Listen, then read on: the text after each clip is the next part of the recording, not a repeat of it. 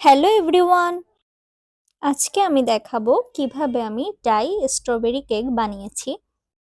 প্রথমে আমি একটা খালি বক্স নিয়ে নিয়েছি, তারপর আমি এখানে সুপার ক্লে ইউজ করে ডিজাইন করে নিব।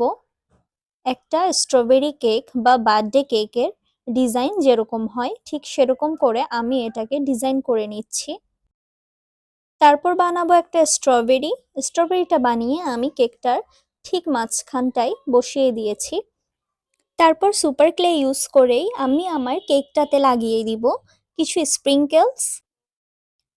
তারপর আমি একটু হোয়াইট আর ইয়েলো কালার ইউজ করে কেকটার উপরে ডিজাইন করে নিব। তারপর চার সাইডে চারটা চকলেট বল বানিয়ে বসিয়ে দিব। এটাই আমার ডাই স্ট্রবেরি কেকের ফাইনাল লুক।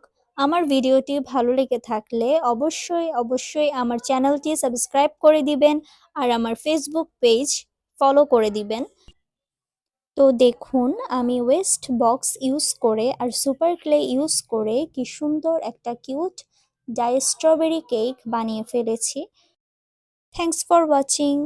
By everyone.